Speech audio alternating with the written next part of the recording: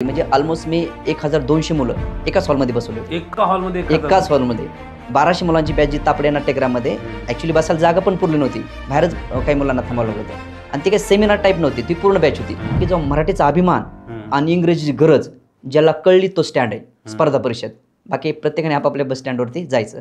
Primary लेवलवरती focus होणं जास्त गरजेचं आहे आणि त्याला इंग्रजीतूनच शिकवणं गरजेचं आहे. ऑनलाईन प्लॅटफॉर्ममधून आपण फक्त साक्षर होऊ शकतो सर, सुसंस्कृत नाही होऊ शकत. ठीक आहे, त्याला व्हॉट्सअपचं एक नोटिफिकेशन आलं, त्याचा अभ्यास चालू आहे, नोटिफिकेशन आलं, त्या नोटिफिकेशनवर क्लिक करून तो कोणाचा मित्राचा मैत्रिणीचा मेसेज पाहिला 2 मिनिटासाठी, विचार करा. आणि ते पटकन वापस आला. नाही असं नाही, त्याला वाटलं की यार नाही काही नाही, मी फक्त 2 मिनिटं तिकडे गेलो. तो 2 मिनिटं गेला नाही, सायकोलॉजिकली तू 2 तास तिकडे गेलास. 90% मुलं तेच आहे सर. माझं हे झालं, माझं ब्रेकअप झालं, मला ही मुलगी भेटलीच नाही, मला बोललीच नाही, 15 दिवस माझ्याशी बोलत होते, 6 महिने माझ्यासोबत घालवले, आता मला इग्नोर करते. सर याच्यामुळं काय झालं, त्याचा जो कॅलिबर आहे, त्याची जी एनर्जी आहे ना, तिकडं वाया चालली. एक लडका और एक लडकी कभी दोस्त नाही होऊ शकते. इंग्लिशमध्ये सुद्धा एक वाक्य आमच्या की opposite genders never be good friends. Focus तुमचा अभ्यासावरती. हा 2 मिनिटापुरतं 3 मिनिटापुरतं थोडंफार चहा पिताना वगैरे डिस्कशन झालं, तो भाग वेगळा आहे ना. तुम्हाला 2-2 तासाचं डिस्कशनची काय गरज आहे? आणि असं कोणतं डिस्कशन होतं मित्र? 100 पैकी जर 1-2 मुलांचं काही गोष्टी चुकल्या असतील, तुम्ही 90 पोरांना का ब्लेम करताय? पण प्रॉब्लेम काय होतं मुलांचा की चला 30 रुपयाला मिळतंय, 40 रुपयाला मिळतंय, हा भाजीपाला नाही सर, एज्युकेशन आहे. आणि तुम्ही जर तुमचीच व्हॅल्यू जर करत नसाल तर तुमचा समाज व्हॅल्यू कुठून करेल? इथं असंच शिकून घ्या की पुन्हा कोणाला तर शिकवता आलं पाहिजे, but not as a business, व्यवसाय म्हणून नाही. कारण माझं वैयक्तिक म्हणणं की teaching is my passion, teaching is my profession, but I am not professional. शिकवणं हा माझा व्यवसाय आहे, पण मी व्यावसायिक नाही आहे सर. तर माझ्यासाठी सगळ्यात समाधानाची एक गोष्ट आहे सर, ती म्हणजे अशी की अजूनही मला आठवत नाही की कोणा एखाद्या विद्यार्थ्याची फीस नाही म्हणून तो माझ्या वर्गाच्या बाहेर कधी गेला नाही, किंवा फीस कमी आहे म्हणून तो वर्गाच्या माझ्या बाहेर कधीच गेला नाही. आणि याच्यासारखं समाधान मला मी किती कमवलं, किती मोठं झालो, यापेक्षा कोणतंच नाही आहे. नमस्कार, मी जीवन आगाव तुम्हा सगळ्यांचं पुन्हा एकदा स्वागत करतो आपल्या पॉडकास्ट सिरीजमध्ये, ज्याचं नाव आहे जीवन सफर विथ जीवन आगाव. देवा जाधवर सरांचा आपण जेव्हा पॉडकास्ट घेतला तर त्या पॉडकास्टला स्पर्धा परीक्षा क्षेत्रामधून प्रचंड चांगला रिस्पॉन्स आलेला आहे. म्हणजे विद्यार्थ्यांचा, शिक्षकांचा, सगळ्यांचाच एकंदरीत रिस्पॉन्स छान आलेला आहे. आणि मी त्या पॉडकास्टमध्ये उल्लेख केला होता की आणखीन कुणाकुणाला तुम्हाला ऐकायला आवडेल, तर बऱ्याच विद्यार्थ्यांनी बऱ्याच मास्तरांची तिथे नावं लिहिलेली होती. आणि त्याच्यापैकीच म्हणजे एक सर, म्हणजे आता स्पर्धा परीक्षेमध्ये जे सर खूपच जवळचे असतात विद्यार्थ्यांच्या, त्यांना ते मास्तर म्हणतात, त्यामुळे मी मास्तर म्हणते की ते असे एक मास्तर आज आपण इथे पॉडकास्टमध्ये बोलवलेले आहेत, ज्यांना ऐकायचं आहे विद्यार्थ्यांना की त्यांची स्टोरी काय आहे, त्यांचं नेमकं कसं काय आहे. कारण ते ज्यांनी त्यांचा क्लास केलेला आहे त्यांना तर माहीतच आहे की काय मास्तर येतं ते. तर इंग्रजी म्हटलं की कसं स्पर्धा परीक्षेमध्ये जरा विद्यार्थ्यांची मनामध्ये भीती असते इंग्रजीबद्दल, त्यामुळे इंग्रजीचा क्लास हमखास विद्यार्थी लावतो. आणि इंग्रजीचा मास्तर म्हटलं की महाराष्ट्रामध्ये स्पर्धा परीक्षा क्षेत्रामध्ये स्पेसिफिकली जर बोलायचं झालं तर 2-4 नावं ही प्रसिद्ध आहेत की नाही हे मास्तर इंग्रजी बाबतीमध्ये बाप आहेत समजा. तर त्यापैकीच एक मास्तर आज आपल्यासोबत आहेत की जे इंग्रजीमध्ये म्हणजे इंग्लिश ग्रामर या विषयामध्ये बाप आहेत. अवंतकर सर आज आपल्यासोबत गप्पा मारण्यासाठी उपस्थित आहेत. सर नमस्कार. नमस्ते सर. नमस्ते. लेक्चर सोडून तुम्ही इकडे आलात, माझ्या विनंतीला मान देऊन. कसं वाटतंय पॉडकास्टवर येऊन? सर पहिल्यांदा तर फार आनंद वाटतोय, पण भीती पण एक, तुम्ही काय विचारणार याचा अंदाज नाहीये, पण हरकत नाही, नक्की तुमच्या प्रश्न उत्तर देऊया. इंग्लिश बद्दल तर आपण बोलणार आहोतच. मला सांगा तुमचं प्रॉपर गाव कोणतं? सर माझं प्रॉपर गाव बीड आहे. बीड तालुका, बीड जिल्हा आणि शिरूर कासार तालुका येतो माझं. पाडळी नावाचं एक छोटंसं गाव आहे आणि त्या छोट्याशा गावामधूनच मी प्रवास सुरू केला होता. आणि पुण्यामध्ये 2012 साली मी आलेलो सर इकडे. ओके. 2012 साली जेव्हा तुम्ही पुण्यामध्ये आलात तर पुण्यामध्ये येण्यामागचं प्रयोजन नेमकं काय होतं?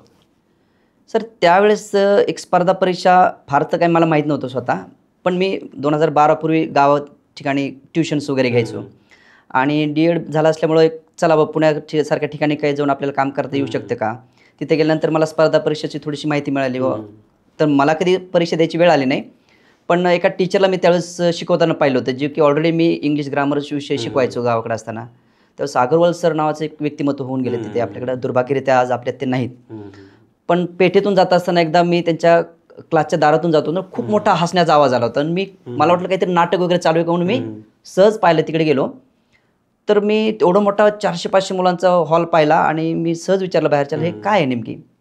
तर त्यांनी सांगितलं, सर हे इंग्लिशचा क्लास आहे. म्हणजे इंग्लिशचा क्लास आहे? कसला क्लास आहे इंग्लिशचा? ते म्हणजे MPSCचा क्लास आहे. तर मी म्हटलं नेमकी एकदा चेक करावं हा क्लासमध्ये. आता मी पण तिकडं नेमकी इंग्लिश शिकवतो. हल्लीचं मी त्यावेळेस नेमके कात्रजला आलो होतो आणि 8वी-9वीच्या मुलांना शिकवायला सुरुवात केलं होतं. असा काय फरक आहे म्हणून मी 15 मिनिटं ते दारातूनच लेक्चर ऐकलं. सर माझ्या खूप चांगला प्रभाव पडला आणि मी त्यावेळेस ठरवलं की यार नोकरी तर करायची नाही आपल्याला, हे क्षेत्र निवडायचं. आणि तिथला जो प्रवास जो सुरू झाला आहे तो स्टील इज गोईंग ऑन. म्हणजे पुण्यामध्ये यायच्या आधी सुद्धा तुम्ही इंग्लिशचे लेक्चर? हो हो हो हो, अगदी 2002-2003. म्हणजे मी स्वतः 12वीत असतानाच क्लास सुरू केला होता. त्यावेळेस आर्थिक परिस्थिती आपली खराब होती, आपलं परिस्थिती चांगली नसल्यामुळं मग कसं जीवन जगणार आपलं पुढचं. तर शिकवताच जे काय माझा पहिला ट्युशनचा विद्यार्थी होता 30 रुपये महिना सर. अच्छा.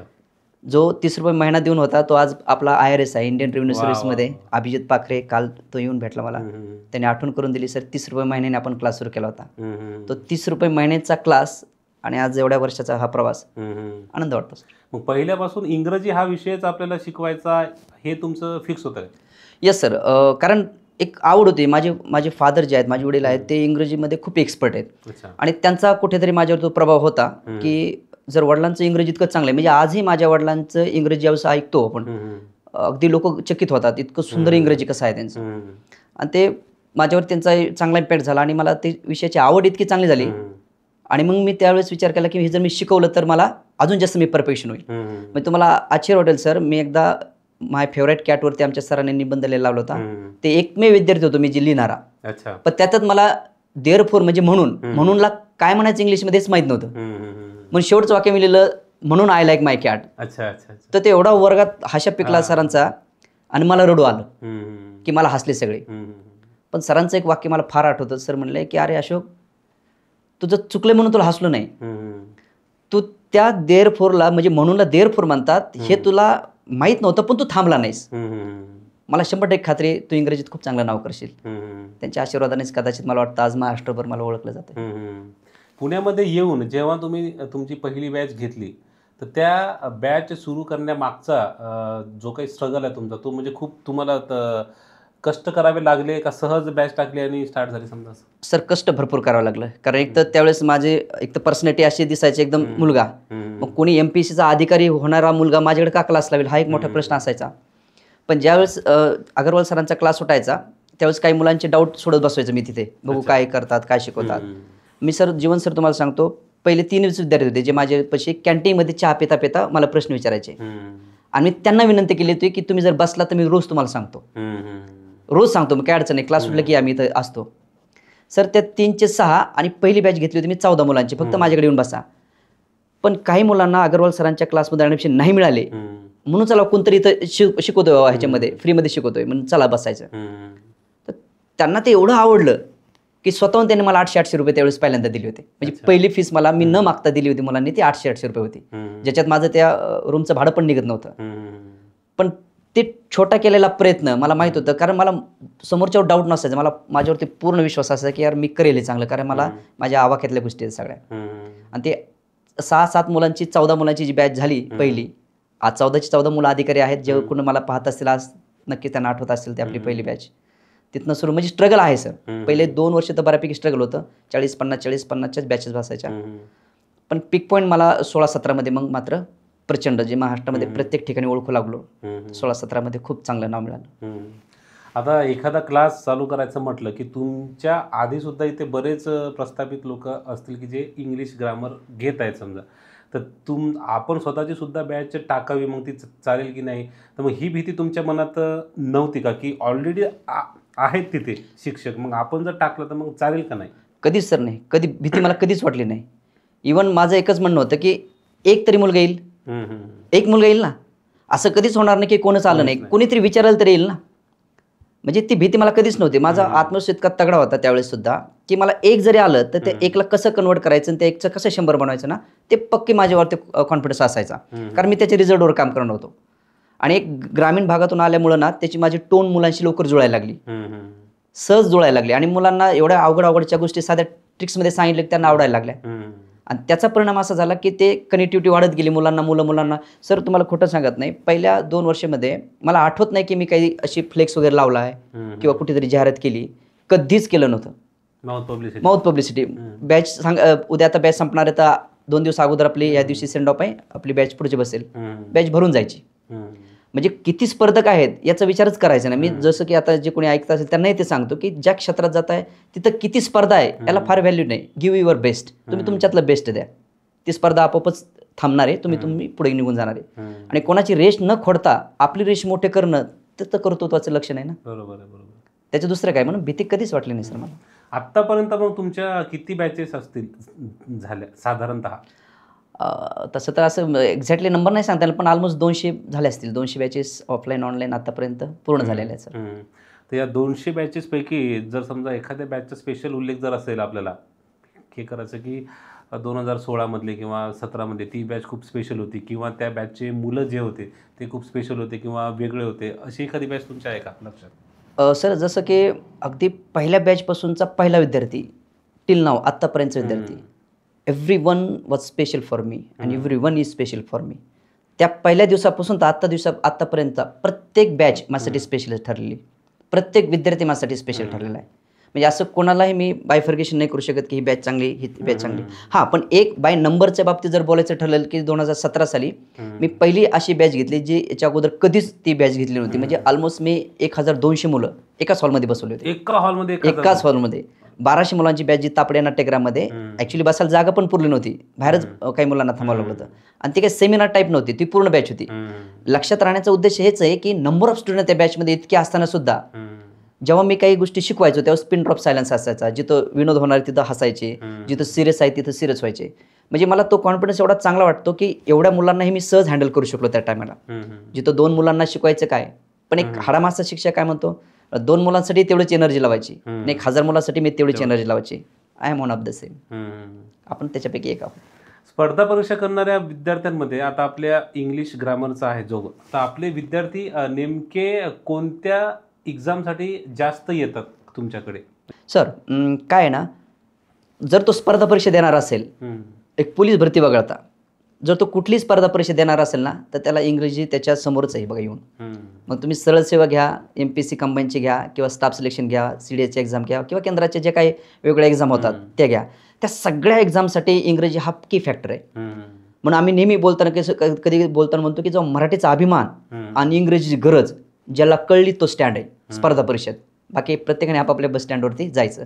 तुम्ही भाषेला सोडून तुम्ही स्पर्धा परीक्षेचे स्वप्न नाही पाहू शकत. म्हणजे भाषा हे अंतिम सत्य मानेल मी. याचा अर्थ बाकी विषय महत्त्वाचे नाही असं नाही आहे, पण आपण आपल्याकडे येणारे मुलं कुठले सर, ग्रामीण भागातले, त्यांचा सगळ्यात मोठा इश्यू काय, इंग्रजी. कारण त्यांना इंग्रजी कसं शिकवण्यात आलं, BOY बॉय म्हणजे मुलगा, CAT कॅट म्हणजे मांजर आणि CHALK चॉक म्हणजे खडू, हे त्यांना शिकवण्यात आलं. पण त्यांना असं कधी नाही शिकवलं की what is chalk, chalk is a piece of calcium carbonate. मग जेव्हा ही मानसिकता आपल्या शालेय जीवनात पहिल्यापासून रुजवली जाईल की chalk is a piece of calcium carbonate, fan is a instrument which gives us air with the help of electricity, हे इंग्रजी जेव्हा त्याला शिकवलं जाईल तेव्हा तो इंग्रजी शिकेल. बॉय म्हणून मुलगा आणि गर्ल म्हणून मुलगी आणि फॅन म्हणून पंखा जर असं शिकत राहिलं तर मग आमच्यासारख्या शिक्षणाची मग दिवसेंदिवस पुन्हा गरज लागणार आहे तुम्हाला. सो प्रायमरी लेवलवरती फोकस होणं जास्त गरजेचं आहे आणि त्याला इंग्रजीतूनच शिकवणं गरजेचं आहे, तेव्हा तो फरक जाणवेल. आता तुमची 2016-17 मध्ये तुम्ही म्हणालात की पीकवर होतं, त्यानंतर 2020 मध्ये लागलं लॉकडाऊन.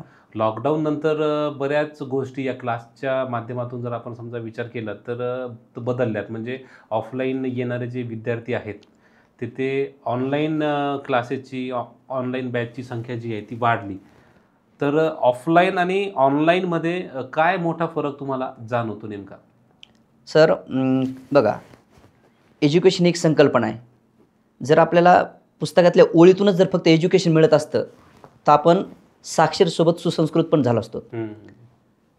या लॉकडाऊनमधून किंवा या ऑनलाईन प्लॅटफॉर्ममधून आपण फक्त साक्षर होऊ शकतो सर, सुसंस्कृत नाही होऊ शकत. त्याचं कारण तुम्हाला सांगतो. एज्युकेशन सिस्टममध्ये वर्ग आणि विद्यार्थी आणि टीचर हे जे कॉम्बिनेशन आहे ना, याच्यातून विद्यार्थ्याचा सर्वांगीण विकास होत असतो. बरोबर आहे.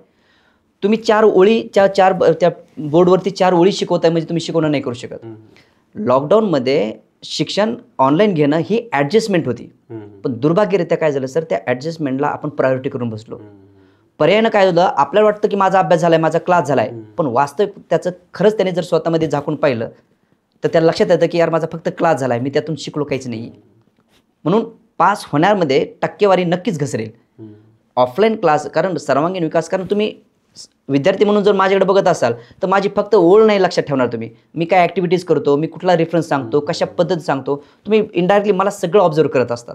आणि ते खरं अनप्लॅन्ड एज्युकेशन आहे आणि ते होणं गरजेचं आहे, जे की फक्त क्लासरूममध्ये होऊ शकतं. हालाकी आता बंधन होतं, त्यावेळेस पर्यायच नव्हता आपल्याकडं, त्यावेळेस ते ॲडजस्टमेंट होती. आता तरी किमान ते माझं म्हणणं आहे की ऑनलाईनला ऑनलाईन एक प्रायोरिटी नका ठेवू, त्याला ॲडजस्टमेंट ठेवलं पाहिजे, ॲडजस्टमेंट म्हणून ठेवलं पाहिजे. प्रायोरिटीने तुम्ही क्लास वर्गातच बसलं पाहिजे, कारण जे वर्गात होऊ शकतं ते ऑनलाईन किती मोठा प्लॅटफॉर्म असू द्या आणि किती चांगले सुंदर सुविधा असू द्या, सर माझं वैयक्तिक मत आहे एज्युकेशन नाही पूर्ण होऊ शकत. कारण आपण बऱ्याचदा बघतो की अभ्यासिकेत बसून सुद्धा मुलं मोबाईलवरती आता ऑनलाईन बॅच असतात बघत, त्या विद्यार्थ्यांबद्दल काय सर हा मोठा खूप इंटरेस्टिंग क्वेश्चन आहे वास्तविक आता, की हे जे डिव्हाइस आले ना मोबाईल डिव्हाइस, आणि जर तुम्ही स्पर्धक असाल, खरे स्पर्धक, ठीक आहे ऑनलाईन बॅच आहे त्याची, त्याच्यावरती सर त्याची मानसिकता दर 15 मिनिटाला बदलू शकते, 100% बदलू शकते. 15 मिनिटानंतर तो कुठेतरी फेसबुकला, कुठेतरी इन्स्टाला, कुठेतरी टेलिग्रामला, कुठेतरी व्हॉट्सअपला तो जातो. हे जे डिस्ट्रॅक्शन आहे ना, हे जे डिस्ट्रॅक्शन आहे हे सगळ्यात जास्त धोकादायक आहे त्या विद्यार्थ्यासाठी. त्याचं कारण सांगतो. ठीक आहे, त्याला व्हॉट्सअपचं एक नोटिफिकेशन आलं, त्याचा अभ्यास चालू आहे, नोटिफिकेशन आलं, त्या नोटिफिकेशनवर क्लिक करून तो कोणाचा तरी मित्राचा, मैत्रिणीचा मेसेज पाहिला 2 मिनिटासाठी, विचार करा, आणि ते पटकन वापस आला. नाही असं नाही, त्याला वाटलं की यार नाही काही नाही, मी फक्त 2 मिनिटं तिकडे गेलो. तो 2 मिनिटं गेला नाही, सायकोलॉजिकली तू 2 तास तिकडे गेलास. कारण तिथून तुझ्या पुन्हा त्या लाईनवरती, माइंडवरती आणणं हे सोपं नाही सर. सायकोलॉजिकल जर विचार केला ना, आपल्याला वाटतं काय नाही 2 मिनिटासाठी गेलो आणि लगेच वापस आलो, नाही. ती कनेक्टिव्हिटी, ती फ्रिक्वेन्सी मॅच व्हायला प्रचंड वेळ लागतो, पण त्यावेळेस त्या विद्यार्थ्याला समजत नाही ते. सो आय थिंक हे ऑनलाईन, त्यामुळेच मी सांगतो हे डिस्ट्रॅक्शन होतात, खूप मोठे अडथळे निर्माण करतात. आणि जेन्युइन जर तुम्ही ऑनलाईन करतच असाल तर काय करा, बाकी सगळे नोटिफिकेशन बंद करा, प्रॉपर 1 तासाचं लेक्चर करा. जर तुम्हाला ओरिजिनल तुम्ही अभ्यास करणार आहात तर सांगतो. त्यामुळे तुम्हाला सोशल मीडियापासून ना बऱ्या प्रमाणात दूर राहावंच लागणार आहे. तर जे तुम्ही इच्छित ध्येय पकडले किंवा जे टार्गेट पकडले तिथपर्यंत पोहोचता येऊ शकतं. तुम्हाला सावध राहावं लागेल. सोशल मीडिया वाईट नाही आहे, पण वाईट होण्यासाठी प्रवृत्त करू शकतो, ही गोष्ट महत्त्वाची वाटते. आता बरेच विद्यार्थी आपण बघतो की MPSC करायची म्हटलं समजत कंबाईन तर गावाकडून इकडे असतात येत. तुमच्याकडे असे बरेच विद्यार्थी येत असतील की ज्यांना तुम्ही बघता की ग्रामीण भागातून आलाय बा हा, तर तुम्हाला असं म्हणजे असंच विद्यार्थ्यांमध्ये फरक दिसून येतो का की ग्रामीण भागातून आपण इथे क्लास करण्यासाठी, शिक्षणासाठी येत असतात, परंतु शहरातली जी काही हवा आपण म्हणतो ती त्यांना लागते आणि त्यामुळे त्यांचं अभ्यासातलं किंवा ते ज्या कारणासाठी इथे आलेले आहेत ते साध्य नाही होत त्यांचं? होतं सर, बऱ्याच वेळा असं घडतं आणि हे मी वारंवार तुम्हाला सांगू शकतो. कारण कसं, ग्रामीण भागातून जेव्हा पुण्यासारख्या मेट्रोपॉलिटन शहरात एखादा मुलगा, एखादी मुलगी येते, तर हे शहरं जे आहेत ना सर, हे आकर्षणाचे केंद्रबिंदू येतं. आकर्षण आहेच, 100% आकर्षण आहेत. पण ज्या मुलांचं ध्येय पक्का आहे, जिद्द करेक्ट आहे ना, आत्मविश्वास पक्का आहे आणि टार्गेट फोकस क्लिअर आहे की मी ज्या कामासाठी चाललो आहे मला त्याच कामासाठी जायचं आहे, मला डिस्ट्रॅक्ट व्हायचंच नाही किंवा मला डायव्हर्ट व्हायचंच नाही, तर सर मी तुम्हाला हे खूप कॉन्ट्रोवर्शियल वाक्य होईल की सर बरेचसे कॅलिबर असणारे मुलं, खूप टॅलेंट असणारे मुलंही मी पुण्यात वाया जाताना पाहिले. आणि अगदी सामान्य मुलगा आहे, साधारण मुलगा आहे, तोही मोठ्या पदावर जाताना पाहिला आहे. फरक एवढाच आहे की तुमची विचार क्षमता काय त्या टायमाला, तुमचे स्वप्न काय, की तुम्ही काय इंटेन्शन घेऊन पुण्यात आलेला आहात. त्या इंटेन्शनने येऊन तेच इंटेन्शन जर ठेवत असेल शेवटपर्यंत, हालाकी तुम्ही परीक्षा पास होणं, नापास होणं, सक्सेस मिळणं, न मिळणं हे त्या परिस्थितीनुसार व्हॅरी करेल, पण तुमचं इंटेन्शन मात्र क्लिअर पाहिजे की मला मी स्पर्धा करण्यासाठी चाललो इकडे आकर्षण भरपूर आहे पुण्यामध्ये. मग तुम्ही स्वतःवरती तुमचं नियंत्रण आहे का, बाहेर जायचंच नाही हे तुमचं पक्का आहे का? आता आम्ही आमच्याकडे मुलं येताना फ्रस्ट्रेशनमध्ये असणारे मुलं सर, त्यापैकी 90% मुलं तेच आहे सर. माझं हे झालं, माझं ब्रेकअप झालं, मला ही मुलगी भेटलीच नाही, मला बोललीच नाही, 15 दिवस माझ्याशी बोलत होते, 6 महिने माझ्यासोबत घालवले, आता मला इग्नोर करते. सर याच्यामुळं काय झालं, त्याचं जो कॅलिबर आहे, त्याची जी एनर्जी आहे ना, ती तिकडं वाया चालली. जो इतिहासाचे 4 पान वाचून 4 प्रश्न तयार करू शकत होता तो त्या विचारात चाललाय. त्यामुळे माझं म्हणणं वैयक्तिक एकच असणार आहे की जर गावाकडनं किंवा ग्रामीण भागातनं जर पुण्यात येत असाल, तुमचं इंटेन्शन क्लिअर ठेवा, एका वहीच्या पानावरती ठेवा, why I am going there, मी का चाललोय तिकडे, मी चाललोय तर काहीतरी घेऊनच येईल, मी वाया जाणार नाही. आणि इथं असे भरपूर तुम्ही वाचताय, आपण पाहतो भरपूर प्रकरणं घडले की कॅलिबर असणाराही विद्यार्थिनी वाया गेली. तर कुठेतरी इथं सावध होणं गरजेचं आहे आणि स्वतःवरती नियंत्रण असणं, आईवडिलांचे चेहरे समोर असणं खूप गरजेचं आहे सर. मध्यंतरी 12 फेल नावाचा पिक्चर होता आलेला, तर त्याच्यामध्ये एक ग्रामीण भागातून आलेला मुलगा मनोज शर्मा त्यांच्या रिअल लाईफवरती आहे, तर तो IPS होतो. तर काही काही विद्यार्थ्यांनी समजा त्याच्यातून मोटिवेशन वेगळ्याच प्रकारचं घेतलं, की त्याला कोणीतरी एक श्रद्धा असते, ती त्याला सपोर्ट करते. तर अशा श्रद्धा आपली मुलंसुद्धा शोधतात का इथे? सर हे बघा सर, सिनेमात येणाऱ्या गोष्टी ठीक आहे, हालाकी काही गोष्टी सत्य पण असतील, बरोबर आहे. पण जेव्हा एखादी गोष्ट सिनेमाच्या सारख्या ठिकाणी येते त्यावेळेस ती प्रत्येक ठिकाणी कट्टोकट्ट जशी ते असू शकत नाही. थोडंसं त्यामध्ये फिल्मोग्राफी काही ते असू शकते, बरोबर आहे सर. तो एक सिनेमाचा भाग आहे किंवा ती एक रिअल स्टोरी पण असेल. पण सर 100तून एखादी श्रद्धा असू शकते, 100तून एखादा मनोज शर्मा असू शकतो. तुम्ही त्यातनं काय घ्यायचं हे लक्षात आलं पाहिजे. पण आपल्याकडे प्रॉब्लेम काय, ती कुठल्या अँगलनी सपोर्ट करते, तो जर सेन्स तुम्हाला नाही कळला, तो जर भाव तुम्हाला नाही कळला, तर तुम्ही वाया जाणार आहेत. तुम्ही नाही मनोज शर्मा होऊ शकत किंवा प्रत्येक मुली श्रद्धा पण नाही होऊ शकत. तर त्या गोष्टी सिनेमापुरत्या ठीक वाटतात सर. आणि इकडे जर तुम्ही त्या गोष्टी करत असाल, कारण मी खूप दिवसापूर्वी एक सिनेमा पाहिला होता, मैंने प्यार किया. त्यात एक साधं वाक्य, भले ते इकडे लागेल नाही लागेल माहीत नाही, की एक लडका और एक लडकी कभी दोस्त नाही होऊ शकते. इंग्लिशमध्ये सुद्धा एक वाक्य आमच्या, की opposite genders never be good friends. तर तुम्हाला तुमच्या मर्यादा कळल्या पाहिजेत. आणि सेल्फ मोटिवेट व्हा ना. जर तुम्हाला कोणाच्या मोटिवेशनची काय करायचं, समजा कुणी माझी मुलगी मैत्रीण आहे, कशाची मैत्रीण आहे तुमची, कधी मैत्रीण झाली, हा प्रश्न संशोधनाचे आहेत ना. त्यापेक्षा फोकस तुमचा अभ्यासावरती. 2 मिनिटापुरते 3 मिनिटापुरते थोडंफार चहा पिताना वगैरे डिस्कशन झालं, तो भाग वेगळा आहे ना. तुम्हाला 2-2 तासाचं डिस्कशनची काय गरज आहे. आणि असं कोणतं डिस्कशन होतं मग तिकडे, काही आवश्यकता नाही सर. सिनेमाच्या गोष्टी सिनेमा ठिकाणी चांगल्या वाटतात. प्रॅक्टिकल लाईफमध्ये तुम्हाला स्वतःला स्ट्रगल करायचं आहे, तुम्हाला स्वतःलाच फाईट करायचं आहे आणि स्वतःलाच तुम्हाला एन्जॉय करायचं आहे. भले तुम्ही सक्सेस मिळाल्यानंतर लोकांना सामील करून घ्या, नका घेऊ, हा तुमचा वैयक्तिक प्रश्न आहे. पण स्ट्रगल मात्र एकट्यालाच करायचं आहे. मग ती श्रद्धा असो नाही तर तो मनोज शर्मा असो. कारण आपण बरेच इथे पेठेमध्ये जर समजा आपण रात्रीच्या वेळी चक्कर जर मारली तर आपल्या लक्षात येईल की बरेच विद्यार्थी आहेत ते दुकानांच्या पायऱ्यांवरती किंवा मग इकडे तिकडे आपल्याला ग्रुप डिस्कशन करताना दिसतात. आणि एक समजा आपण जर बघितलं तर प्रत्येक ग्रुपमध्ये मुली असतातच, म्हणजे नॉर्मली 90% तरी असतातच ग्रुपमध्ये मुली. तर मग ग्रुप डिस्कशन करायचं म्हणल्यावर मग ह्यांना मुली इतक्या प्रत्येक ग्रुपमध्ये लागतातच का? कारण मुलं फक्त ग्रुप डिस्कशन करत पायऱ्यांवरती बसल्यात असं फार कमी वेळा दिसतं. त्यांचं ते करतही असतील मुलं, पण ते मग पण इथे असे दुकानांच्या पायऱ्यांवरती इकडे तिकडे. आणि ती तक्रार मग पुणेकर करतात की मग हे रात्री बेरात्री असं कुठेही असतात बसून, तर त्यांचा पुणेकरांनाही त्रास होतो. तर तुम्हाला मग एकंदरीत काय वाटतं की हे असं करणं बरोबर आहे का, की त्यांनी अभ्यासिका किंवा मग स्पेसिफिक ठिकाणी जर समजा काही करायचं असेल अभ्यास तर मग तिथेच केला पाहिजे? नाही बघा सर, याच्यामध्ये काय होऊ शकतं, समजा काही जेन्युइन ग्रुप पण असू शकतात, म्हणजे खरंच त्या लेवलचे मुलं आहेत, त्या कॅलिबरचे मुलं आहेत आणि त्या डिस्कशनच्या माध्यमातून खरंच चांगले काही पॉईंट्स चर्चेमधून येऊन, समजा मला एखादा विषय वाचायचा आहे तर वाचायला मला अर्धा तासच्या ऐवजी 1 तास लागतोय, पण ॲज अ तुम्ही 1-2 मिनिटासाठी मुलगी आहात, पण तुम्ही ते वाचल्यामुळे तुम्ही सहज मला ते 4-5 शब्दामध्ये किंवा तुमच्या स्किलनुसार तुम्हाला सांगू शकतात. इट्स अ गुड आयडिया आहे, ही चांगली गोष्ट आहे. डिस्कशन हे वाईट नाही आहे किंवा एखाद्या ग्रुपमध्ये मुली असणं हा बी काही वाईट भाग नाही आहे. कुठेतरी काहीतरी घटना घडलेल्या असतात आणि त्या घटनेचा परिणाम काय होतो, कधी कधी चांगले जे ग्रुप्स आहेत किंवा चांगले जे अभ्यास करणारे कपल्स आहेत किंवा आपण कपल्स म्हणूया 2 मिनिटासाठी किंवा ग्रुप आहेत, मग त्यांना विनाकारण ते टार्गेट केलं जातं आहे.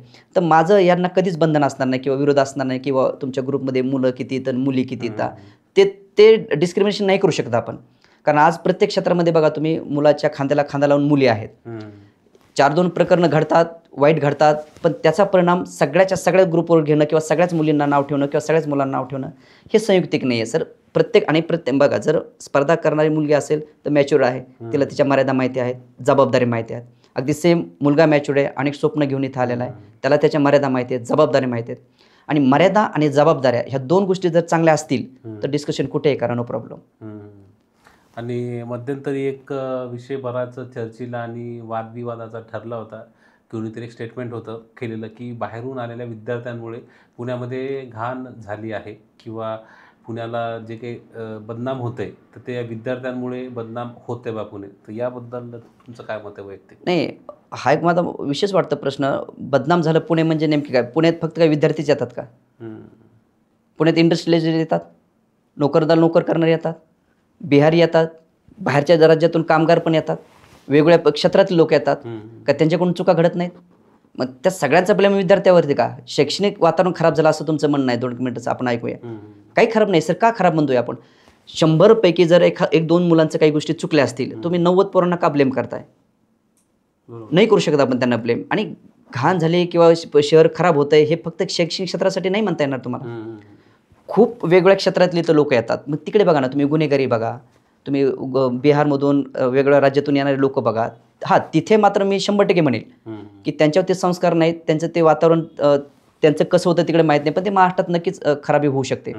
पण शैक्षणिक आणि खास करून MPSC क्षेत्रातल्या तरी मुलांबद्दल मी प्रचंड पॉझिटिव्ह आहे. कारण सर खरंच जेन्युइन खूप मेहनतीनं आणि खूप काही त्रास सहन करून गावाकडनं ते इकडं आलेले असतात. असं मला कुठेही वाटत नाही की त्यांनी घाण केलेली आहे. काही घाण वगैरे केली नाही. तुमच्या नजरा चांगल्या ठेवा, सगळं जग चांगलं आहे. तुमच्या नजर स्वच्छ ठेवा, हृदय स्वच्छ ठेवा, दिमागात ताकद ठेवा, मनात शक्ती ठेवा. सगळं काही चांगलंच आहे सर, वाईट काही नाही आहे. आणि स्वागत आहे उलट येणाऱ्यांचं.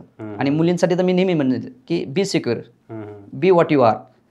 कुणापुढं कोणी नाव ठेवतोय म्हणून मी इथं जाऊ नको आहे ना, किंवा कोणतरी काय म्हणेन म्हणून एखाद्या मुलाशी बोलू नको. मी ह्याला कधीच समर्थन करणार नाही. I never want to cut the wings of girls. ते मुलींचे पंख छाटण्यात काही अर्थ नाही सर.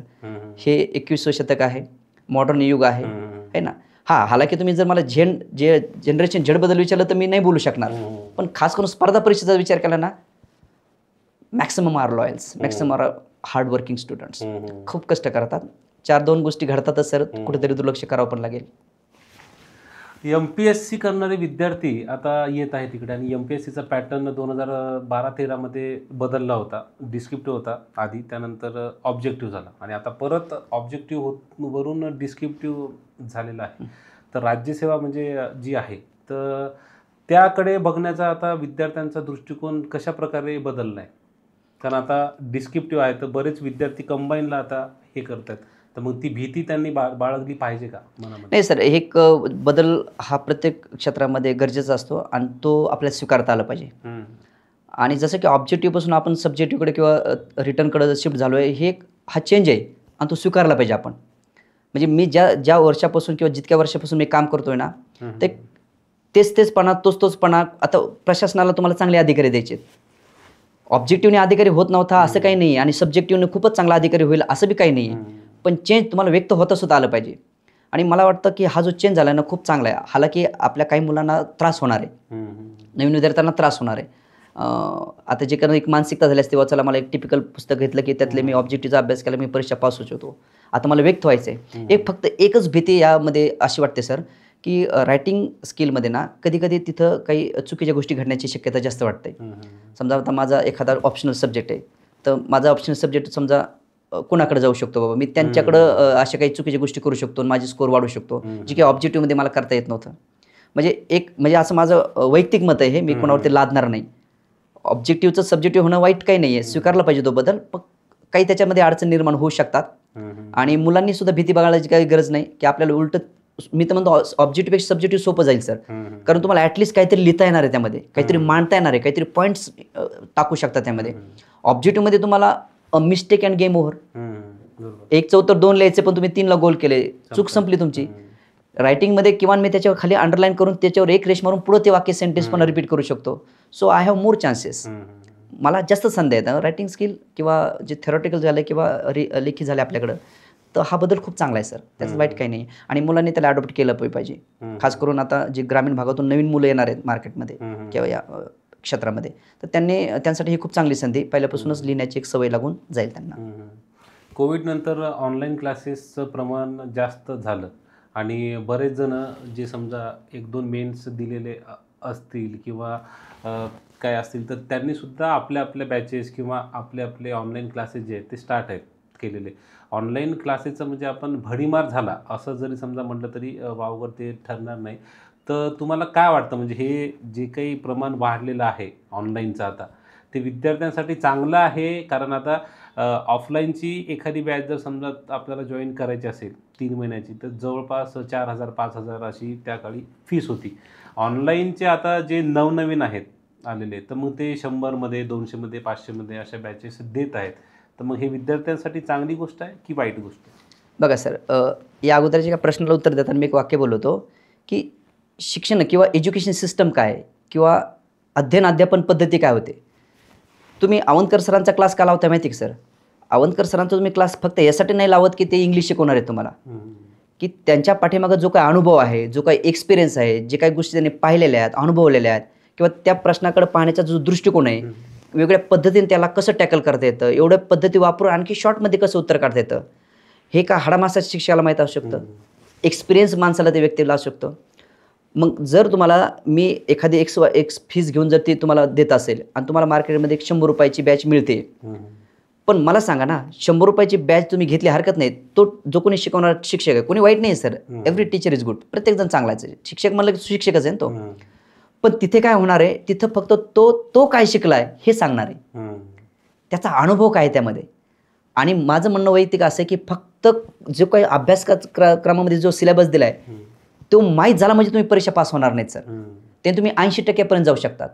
तुम्हाला त्या 20%साठी ना तुम्हाला त्या शिक्षकाचा जो जाणकार आहे, जो त्याच्यात त्यांनी काम केलेलं आहे, त्यांनी त्याचं आयुष्य त्यात घातलेलं आहे, तुम्हाला त्याचाच आधार घ्यावा लागणार आहे फक्त त्या 20%साठी. म्हणून माझं तर खास सांगणं असेल, जे विद्यार्थी अशा 100-150 रुपयाच्या, ते किंमत करणं योग्य नाही ठरत 100 का 150, पण देताना देणाराने तो न्याय आपण देतोय का हा विचार करणं गरजेचं आहे. की ना, मी मुलावरती ब्लेम नाही करू शकत. मुलगा काय विचार करणार आहे, मला 50 रुपयात मिळते, मी घेतो, मी मुलाला नाही दोष देऊ शकत. टीचरनी काय केलं पाहिजे, चला मी 50 रुपयात देतोय, पण मी त्याच्यामध्ये ती क्वालिटी मांडतो. ती क्वालिटी मी त्यामुळे देतो की ज्यामुळे त्याचं सिलेक्शन होईल, त्याच्या घरी दिवाळी साजरी होईल. असं जर होत असेल तर माझं काय म्हणणं नाही आहे. पण प्रॉब्लेम काय होतं मुलांचा, की चला 30 रुपयाला मिळतंय, 40 रुपयाला मिळतंय, हा भाजीपाला नाही सर, एज्युकेशन आहे. आणि तुम्ही जर तुमचीच व्हॅल्यू जर करत नसाल तर तुमचा समाज व्हॅल्यू कुठून करेल. So you have to increase your value, then society will increase your value. तुम्ही स्वतःची किंमत वाढवा ना. याचा अर्थ असा नाही की आपल्याला स्वस्तात काही द्यायचं नाही आहे, द्यायचंच. आपलं एज्युकेशन म्हणलं की आपला उद्देशच काय की प्रत्येकजण शिकलं पाहिजे. आणि माझं तर म्हणणं असंच, माझं कधी तुम्ही क्लास पाहिला असेल तर, की पढो यहाँ ऐसे की फिर जाकर किसी और को पढ़ा सको. इथं असंच शिकून घ्या की पुन्हा कोणाला तर शिकवता आलं पाहिजे, but not as a business, व्यवसाय म्हणून नाही. कारण माझं वैयक्तिक म्हणणं की teaching is my passion, teaching is my profession, but I am not professional. शिकवणं हा माझा व्यवसाय आहे, पण मी व्यावसायिक नाही आहे सर. त्यामुळे जे कोणी 20 रुपयाचे देऊ द्या, 30 रुपयाचे देऊ द्या, त्याच्यात त्या लेवलचं टाका, नो डाऊट. आता इंग्रजी सोडून स्पर्धा परीक्षा क्षेत्रामध्ये तुमचा फेवरेट टीचर कोण आहे, इंग्रजी विषयाचा सोडून? अच्छा, म्हणजे पुण्यातलं विचारताय का? पुण्यातलं नाही, ऑल ओव्हर महाराष्ट्रामधलं जरी समजा तुम्ही सांगितलं की अच्छा, एक बरं का, बिसाइड बिंग अ टीचर, एक 2 व्यक्तिमत्व माझे, म्हणजे ॲक्च्युली माझे ते खूप चांगले मित्र पण आहेत आणि मला ते आवडतात सुद्धा, म्हणजे त्या लेवलचे. एक माझे मित्र सचिन ढवळे सर, अतिशय हृदयानं मोठा माणूस आहे, जेन्युइन माणूस आहे, राजा माणूस आहे. त्यांची माझी भेट फार होत नाही, कधीतरी बोलवर होतं. पण एक व्यक्ती कसा असावा आणि त्या व्यक्तीसोबत त्या टीचरची जोड कशी असावी याचं उत्तम उदाहरण म्हणजे सचिन ढवळे सर आहेत. म्हणजे खूप, म्हणजे त्यांचं ॲक्च्युली मी त्यांना सिनियर आहे या क्षेत्रामध्ये आणि त्यांचंही स्ट्रगल मी पाहिलेलं आहे. अगदी म्हणजे 10-12 पोरापासून त्यांनी सुरू केलेलं, तेव्हापासून ते मला ओळखतात. तेव्हापासून त्या व्यक्तीला मी पाहतोय, तो व्यक्ती इतकाही बदलला नाही सर. त्याच्याकडे काही नव्हतं तरी तो तसाच होता. आज त्याच्याकडे सगळं काही आहे तरी तो बिचारा तसाच आहे. म्हणजे एक जरी कॉल केला तर हा बोलो ना भाई, थोडं काही हिंदीवर थोडंसं मजाक करता, तो एक व्यक्ती आहे. आणि एक धडपड, काहीतरी करण्याची तळमळ, मला समोर समाजासाठी देणं घेणं आहे या इंटेन्शनने करणारा एक आपल्या ग्रामीणचा एक अतिशय चांगला हिरा आहे विठ्ठल कांगणे सर. तोही अतिशय म्हणजे खूप ज्युनियर आहेत मला ते, पण त्यांचं कामसुद्धा मला प्रचंड आवडतं. आणि जी धडपड आहे आणि जो मनमोकळेपणा आहे, म्हणजे टीचरसुद्धा एक चांगला मित्र होऊ शकतो याचं उत्तम उदाहरण ते एक व्यक्ती. तर हे म्हणजे बाकीचेही टीचर खूप चांगले आहेत, पण तुम्ही मला काही विचारले म्हणून या दोघांचे नाव घेतले. तर माझे सगळ्या विषयासोबत, शिक्षकासोबत खूप चांगले संबंध आहेत. All are very good people, चांगले लोक आहेत, पण हे दोघं खास आहेत समजा तुमच्यासाठी. सेमिनारचं प्रमाण आता बऱ्यापैकी कमी आहे झालेलं आणि तुम्ही सुद्धा महाराष्ट्राच्या बऱ्याच भागामध्ये वैयक्तिक खूप सारे सेमिनार घेतले असतील आणि तुमच्या सेमिनारला देखील विद्यार्थी तितक्याच प्रमाणामध्ये येतात. आत्ता सेमिनारला किती मिस करता तुम्ही? सर मिस तर करतोय, नाही असं नाही, पण जेव्हा केव्हा जातोय तेव्हा ते प्रेम मिळतं सर, अजूनही मिळतं. हालाकी असं एक मध्ये असं वाटायचं की यार लॉकडाऊनच्या नंतर आपण खूप गॅप घेतला, मग आता ती एक बॅच असायच्या, तो एक टाईम होता, तो निघून गेला. मग आता नवीनसाठी आपल्याला पुन्हा काय करता येईल, आता नवीन म्हणलं की सेमिनारला मुलं बसतील का. पण असं काही नाही सर. आता लेटेस्ट मी इस्लामपूरला जाऊन आलो. प्रचंड 500-600 मुलांचे सेमिनार, अगदी मला तिथं बॅच घ्यायला लावली मुलांनी, बॅच घेऊन आलो. किंवा आता संभाजीनगरला जातो मी, नांदेडला जातो, असं काही नाही. पण फरक मात्र 100% पडलाय. तर माझं पुन्हा तेच म्हणणं आहे की सर एज्युकेशन हे वर्गात चांगलं होऊ शकतं, ना की त्या डिव्हाइसवरती, ना की तुमच्या लॅपटॉपवरती. प्रॉपर एज्युकेशन जे आहे किंवा त्या विषयाचं शिक्षण जे तुम्ही घेताय ना, ते 4 भिंतीच्या आत जिथं वर्ग नावाची संकल्पना आहे, तिथंच तुमचं चांगलं शिक्षण होऊ शकतं. सर्वांगी ज्याला ऑलराऊंड डेव्हलपमेंट म्हणतो आपण. आता मुलं सर फक्त कधी कधी एखादं मी इंग्लिशचं वाक्य लिहिलं म्हणून ते इंग्लिशचं वाक्यच नाही बघत. सर कसे उठतात, कसे बसतात, सेंटेन्स कसं लिहितात, कसे फिरतात, कशी नजर फिरवतात, ह्या सगळ्या गोष्टीला मुलं ऑब्झर्व करत असतात. आणि मी तर म्हणेन मुलांचं किती नुकसान आहे त्यापेक्षा मी म्हणेन माझं खूप जास्त नुकसान व्हायला लागलं. तुम्ही म्हणता तुम्ही कसं ते कसं काय सर. एक टीचर समजा 200 मुलं आहेत, एक टीचर एका बुद्धीनं आणि 2 डोळ्यानं एका मेंदूने शिकवणार आहे. पण समोर बसणारे 200 मुलं 200 दोन्ही 400 डोळ्यांनी 400 मेंदूनी मला शिकवणार आहेत. मग माझी पर्सनॅलिटीमध्ये किती फरक होत असेल. मी जास्त मिस ते करतो कारण मला त्यांच्याकडनं जास्त शिकायला मिळतं. फक्त फरक एवढाच आहे, मी पैसे घेऊन त्यांना शिकवतोय आणि ते पैसे न घेता मला शिकवतात. म्हणून कधी बी शिक्षक दिना दिवशी सर मी प्रत्येक विद्यार्थ्याला सांगतो हॅपी टीचर्स डे. कारण त्यांच्यासाठी जरी मी टीचर असलो तरी ते सुद्धा माझ्यासाठी तेवढेच महत्त्वाचे, तेवढेच मोठे टीचर आहेत. कारण ते अनप्लॅन्ड शिकवतात मला, मी प्लॅन्ड शिकवतो त्यांना. हाच फरक आहे सर.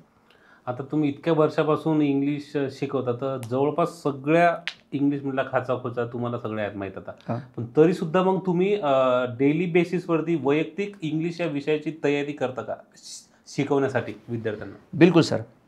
शिकवण्यासाठी म्हणजे सिलेबसमध्ये काय शिकवायचं ह्याचे नाही तयार करत, पण वेगवेगळे कमिशन सर. आता काय झालं आपल्याकडे PYQ हा जोर दिला जातो. पण आता जसं जातो आमचा ट्रेंड असा बदलत चाललाय सर.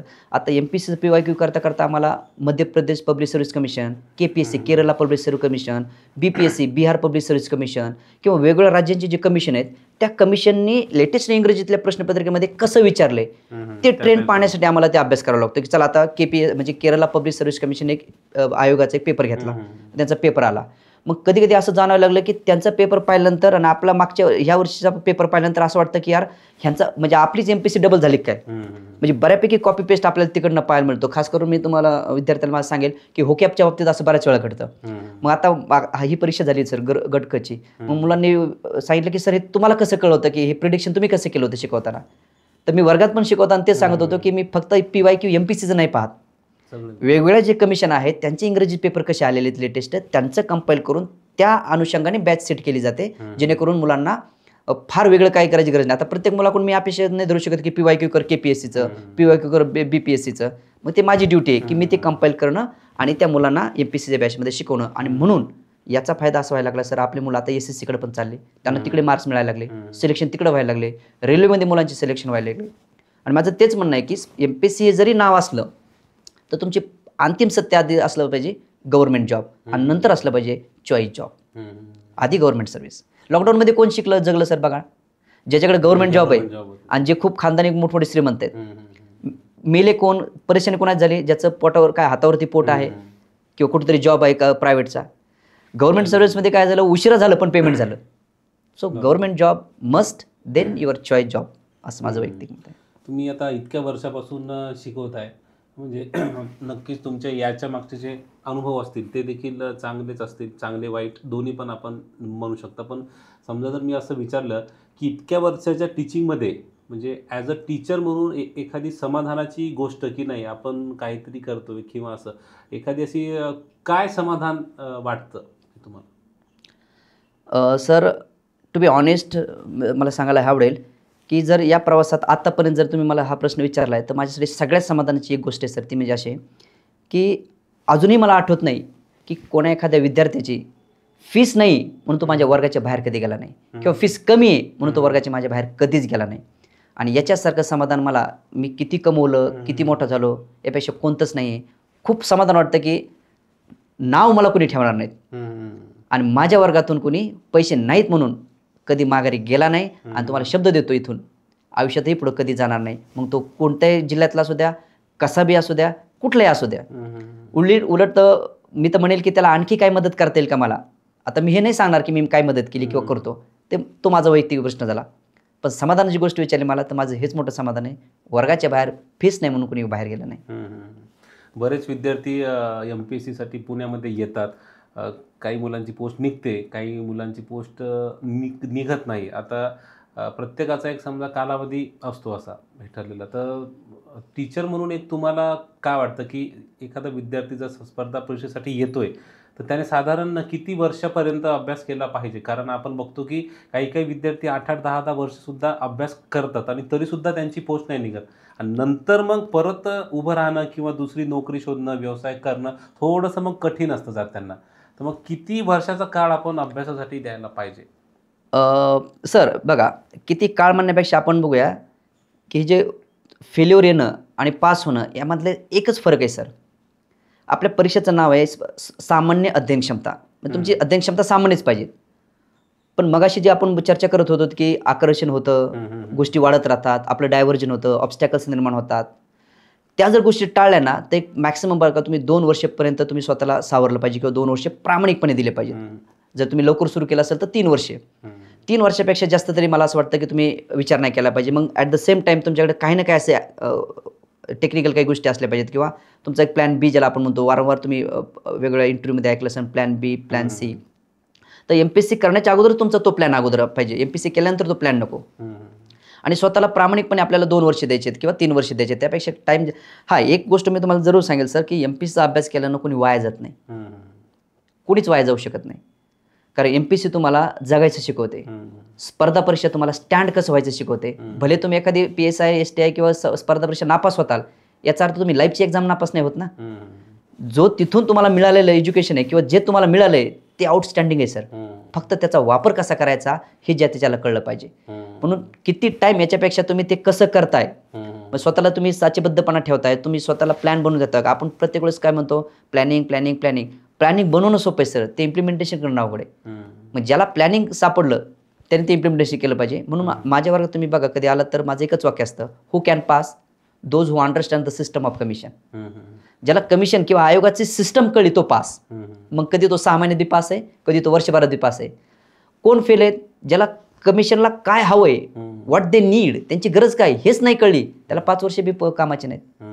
म्हणून स्पर्धा परीक्षेचं काय अपेक्षित आहे हे ज्या जाणीव झाली की तुम्हाला, कारण आपल्याकडे वाक्य म्हटलं जातं जाणीव झाली तरच बदल होतात.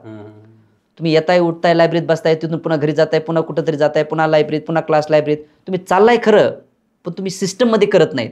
तुमच्या करण्याला माझं एक वाक्य वाळवंटात पडणं.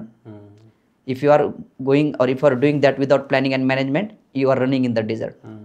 ग्रामीण भागात राहून जर समजा विद्यार्थ्यांना आता इंग्लिश ग्रामरचा जर समजा अभ्यास करायचा असेल, प्रिपरेशन करायची असेल आणि त्याची क्लासला येण्याची समजा इकडे येण्याची जर समजा शक्यता नसेल तर मग कशा प्रकारे त्यांनी इंग्लिशची तयारी करायला पाहिजे? सर बघा सर, मी जसं की आता मी फार काय ॲक्टिव्ह नव्हतो त्यावेळेस, पण जसं की तुम्ही जेन्युइन तुमचे प्रॉब्लेम आहेत तर तुम्ही आम्हाला मेसेज करा. तुमच्या जेन्युइन अडचणीत नाही पैसे भरू शकत आम्हाला कॉल करा. यूट्यूबसारख्या ठिकाणी आता माझं यूट्यूब चॅनल आहे, फ्री ऑफ एज्युकेशन चालू आहे सर. तिथं मोफत शिकतात मुलं. आपलं स्वतःचं ॲप आहे. आपल्या ॲपवरती आज जवळपास 18,000 पोरं शिकतात सर. 18,000 स्टुडंट्स आज आपल्या ॲपवरती कनेक्ट आहेत, ते शिकतात. म्हणजे आपल्याकडून इंग्लिशचं मार्गदर्शन घेत आहेत. अजून म्हणजे ॲप्लिकेशनच्या माध्यमातून शिकू शकता, लाईव्ह शिकू शकता, रेकॉर्डेड करू शिकू शकता. पैसा हा प्रश्न किंवा ग्रामीण हा प्रश्न किंवा परिस्थिती ही कधीच तुमच्या अडथळा असू शकत नाही.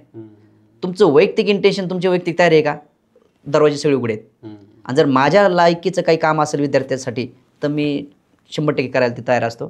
त्यामुळे ऑनलाईन क्षेत्रात जर तुम्हाला शक्यच नाही पुण्यामध्ये तर मोफत क्लासेस आपल्या यूट्यूबवर चालतात. आपलं स्वतःचं ॲप आहे आवंतकर सर इंग्लिश नावाचं.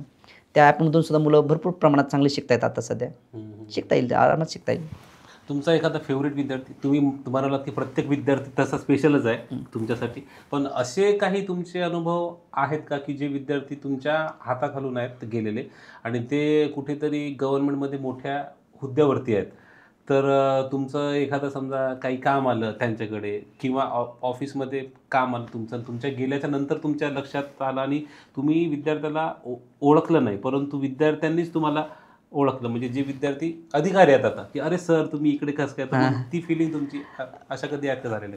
मॅडम आहेत एक मुलगी ससून रुग्णालयात, तिची मैत्रिणीने पैसे भरले होते क्लासचे, पण ते मला त्यावेळेस सांगितलं नाही की माझी मैत्रिणी पैसे भरले. सर बिगा भरून निघून चालले होते गावाला, पण इंग्लिशचा सेमिनार होता म्हणून सहज बघायला आलेली मुलगी. आणि तिथं सेमिनारमध्ये आम्ही काय डायरेक्ट शिकवत बसत नाही, कसं काय करता येऊ शकतं, काय गोष्टी चुकलेल्या असतात आपल्या त्या कशा बरोबर करता येऊ शकतात त्या संदर्भात मार्गदर्शन करत असतो. आणि त्यांच्यावरती काय प्रभाव पडला माहीत नाही आणि त्यांनी ते जायचं कॅन्सल केलं, फक्त सरांचा क्लास करून जाते म्हणले. नायब तहसीलदार आहे सर ते आज. आणि ह्याचे काही उदाहरणं लक्षात राहिले तुम्ही विचार म्हणून, असे भरपूर आहेत जे की समाधान देतात. आपण काहीतरी चांगलं काम केलंय याचं, आणि हे समाधान सर किती इन्व्हेस्टमेंट करा, किती पैसा गुंतवा, तुम्हाला नाही मिळणार. आईनंतर आपण असं म्हणतो की सर्वात जास्त आपल्यावरती संस्कार कुणी करतं तो गुरु असतो. त्यामुळे शिक्षक म्हणजे ही एक वेगळीच फिलिंग आहे की आपण विद्यार्थ्यांना घडवतोय. तुम्ही जर समजा शिक्षक झाले नसतात तर मग तुमचा काय होता प्लॅन बी? सर तुम्ही त्यामुळेच एखाद्या दिवस तुम्ही माझ्या एकदा लेक्चरला येऊन बघा सर. आज मी तुम्हाला तुमच्यासमोर एकदम डिसेंट पद्धतीने बोलतोय. जर मी कदाचित जर टीचर नसलो झालो तर मी एक नंबरचा ॲक्टर असतो सर. कारण मी ड्रामा, नाटकं, म्हणजे जे कॉलेजचे जे फंक्शन असतात ते मी खूप गाजवलेले आहेत. म्हणजे इव्हन मी ज्यावेळेस ॲक्टिंग करायचो कॉलेजमध्ये त्यावेळेस ते समोर झाला. आता एकदा मी स्त्री भ्रूण हत्यावरती एक नाटक केलं होतं आणि ज्याच्यात मी खुद स्त्री होतो. समोरचे मकरंद अनासपुरे सर मला वाटतं त्यावेळेस होते का गेस्ट. त्यांनाही कळलं नाही ही मुलगा आहे का मुलगी, इतकं जिवंत मी ते पात्र साकारलं होतं. म्हणजे आणि तो गुण माझ्या वर्गात जागो होतो. माझ्या वर्गातले मुलं त्यांना माहिती की हे टीचर जेव्हा वर्गात जातात, आणि माझं म्हणणं तेच आहे की good teacher can be the good actor. एक चांगला टीचर एक चांगला ॲक्टर असू शकतो. मग तो एक जर कदाचित शिक्षक नसतो झालो तर ॲक्टर नक्कीच झाला असतो, तुमच्या शेजारी येऊन बसलो असतो. मग नंतर नक्कीच आपण सोबत काम केलंच असतं. आणि मी सुद्धा एका हिंगोलीला आपण गेलो होतो, तुमचा तेव्हा सेमिनार होता, तिथे आपण सोबत होतो. तेव्हा मी ते झलक पाहिली असेल तुम्ही. नाही आहे खूप वर्गात गेल्यानंतर मग मला काय होत ना माहित नाही सर. आणि मग त्यावेळेस मात्र सर मी टू बी ऑनेस्ट मी कुठलेही प्रोटोकॉल पळत नाही. 0 प्रोटोकॉल असतं माझ्या वर्गात. म्हणजे मला नंतर कदाचित एखादा नवीन विद्यार्थी असेल, एखादा मॅच्युअर असेल किंवा पहिल्यांदाच करत असेल तर त्याला मी ओळ वाटू शकतो, अरे असा कसा मास्तर आहे हा, असा कसा मास्तर, गावाकडल्या गोष्टी सांगतो, मध्येच काहीतरी बोलतो, इकडं मध्येच एखादा जोक होतो. पण जेव्हा जसा मुलगा रुळत जाईल त्याला कळतं की अरे नाही हे माझीच सर आहेत. आणि माझं तेच म्हणणं आहे, जोपर्यंत टीचरच्या फ्रिक्वेन्सीची तुमची फ्रिक्वेन्सी मॅच होत नाही तोपर्यंत तुम्ही कुठल्याही एज्युकेशनला न्याय देऊ शकत नाही. बरोबर. माझी फ्रिक्वेन्सी जोपर्यंत मॅच होत नाही मुलांशी तोपर्यंतच मी थोडासा शांत असतो. एकदा तर मॅच झाली मग अख्ख्या वर्गाला माहीत झालं असतं की सर काय आहेत. पण त्यासोबतच मी माझा जो कंटेंट आहे किंवा त्याचं जे आहे ते कधीच मिस करू देत नाही किंवा त्याला फाटा नाही फोडायचं कधी. आले त्यासाठी. पण माझं म्हणणं तेच आहे, फक्त ओळी नका शिकू, फक्त लाईन शिकू नका. How to live your life, that is a very important lesson and which can not be written in books. Normally ते पुस्तकात लिहिले जात नाहीत, ते तुमच्या अनुभवातूनच तुम्हाला शिकावं लागते. आणि त्यासाठी you have to be coachable. तुम्ही कोचेबल असणं गरजेचं आहे. कारण इंग्लिश हा मुळातच कठीण विषय विद्यार्थ्यांसाठी.